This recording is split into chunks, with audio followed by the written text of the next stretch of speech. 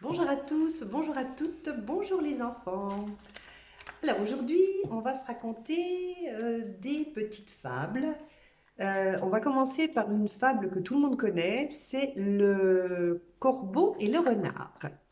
Alors, normalement, je l'ai apprise, je devrais pouvoir vous la réciter sans regarder mon livre.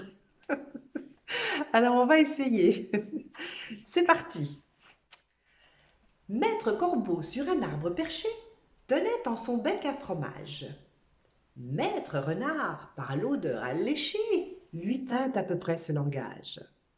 Hé, bonjour, monsieur du Corbeau, que vous êtes joli, que vous me semblez beau. Sans mentir, si votre ramage se rapporte à votre plumage, vous êtes le phénix des hôtes de ces bois. À ces mots, le corbeau ne se sent pas de joie. Et pour montrer sa belle voix, il ouvre un large bec et laisse tomber sa proie. Le renard s'en saisit et dit: Mon bon monsieur, apprenez que tout flatteur vit aux dépens de celui qui l'écoute. Cette leçon vaut bien un fromage, sans doute. Le corbeau, honteux et confus, jura, mais un peu tard, qu'on ne l'y prendrait plus. Voilà. Alors on va passer à une autre petite fable que tout le monde connaît, qui s'appelle Le Héron. Mais celle-là, je vais vous la lire, parce que je ne la connais pas par cœur. Allez, on est parti. Le Héron. Un jour, sur ses longs pieds, allait je ne sais où, le héron, au long bec, emmanché d'un long cou. Il côtoyait une rivière. L'onde était transparente, ainsi qu'au plus beau jour. Ma commère la carpe y faisait 1000 tours, avec le brochet son compère. Le héron en eût fait aisément son profit. Tout s'approchait du bord. L'oiseau n'avait qu'à prendre, mais il crut mieux faire d'attendre, qu'il eût un peu plus d'appétit. Il vivait de régime et mangeait à ses heures. Après quelques moments, l'appétit vint.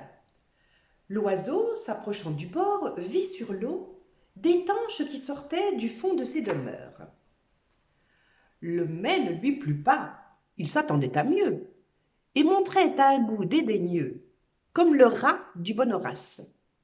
Moi, des tanches, dit-il, moi, héron, que je fasse une si pauvre chair. Et pour qui me prend-on? La tanche rebutée, il trouva du goujon.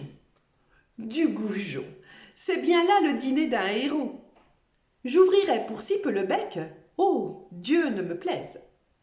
Il l'ouvrit pour bien moins, tout alla de façon qu'il ne vit plus aucun poisson. La faim le prit. Il fut tout heureux et tout aise de rencontrer un limaçon. Ne soyons pas si difficiles. Les plus accommodants, ce sont les plus habiles. On hasarde de perdre en voulant trop gagner. Gardez-vous de rien dédaigner. Surtout quand vous avez à peu près votre compte. Bien des gens y sont pris. Ce n'est pas au héron que je parle. Écoutez, humain, un autre conte. Vous verrez que chez vous, j'ai puisé ces leçons. Elle est jolie, hein, cette petite fable. Elle est tellement vraie. Hein? Alors, on va peut-être continuer avec la grenouille qui se veut faire aussi grosse que le bœuf. Alors, on est parti. Une grenouille vit un bœuf qui lui sembla de belle taille.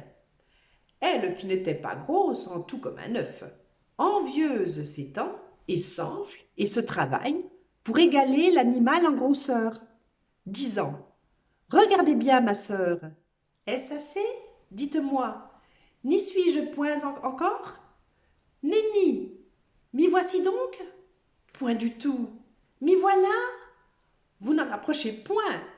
La chétive pécore s'enfla si bien qu'elle creva. Le monde est plein de gens qui ne sont pas plus sages. Tout bourgeois veut bâtir comme les grands seigneurs, tout petit prince a des ambassadeurs, tout marquis veut avoir des pages. Voilà. Alors je vous dis à bientôt. C'était juste trois petites fables comme ça, parce que j'avais envie. Je vous souhaite une belle journée et puis soyez sages les gens, les enfants. Bisous bisous.